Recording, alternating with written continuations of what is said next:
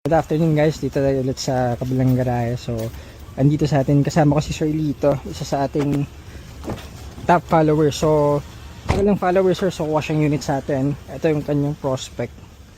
Sana si Sir? Ayan. Ford Fiesta na sedan. Ito, color white. So, pasilip muna natin.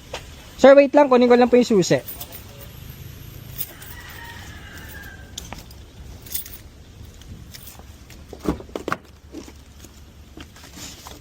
Init guys, 1 o'clock. Luwag no. So nag-assist na yung kotse kahapon. Yung iba nandun sa workshop, yung mga pinaprocess natin, yung mga releasing ng units. Ayan.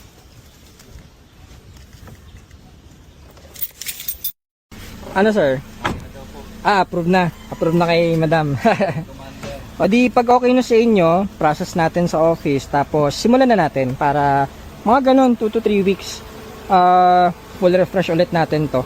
Unahin na siguro natin yung paint shop kasi yun po yung matagal ayan no, may mga tama-tama pinagpraktisan, pero okay lang yan, mga importante walang mga bangga, normal naman may mga gas-gas na ganyan, so kasama naman yan.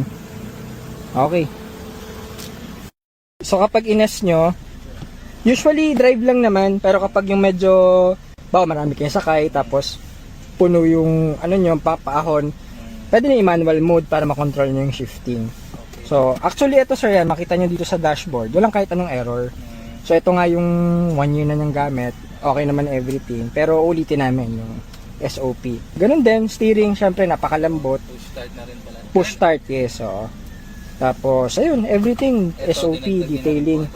Ito sir, wala talagang armrest to. So kasama niyo yung mga hindi na namin tinatanggal. LED headlights, fog lights, ano na rin to, rain visor. So dadaan ulit to sa aming testing and everything.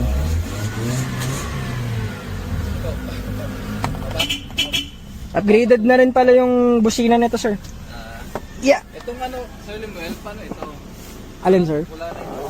Rubber, ano to? Alin po? Ito, yung mga ito. Ano lang to sir, cover lang to. Cover lang ba ito? Oo, kahit tanggalin yan, no problem yan. Kasi may seal po yan sa loob. Oo. Yan, 2014 Ford Fiesta na sedan. Naka LED na headlights and fog lights. Nag-isa na lang to kasi wala na lahat ng Fiesta natin.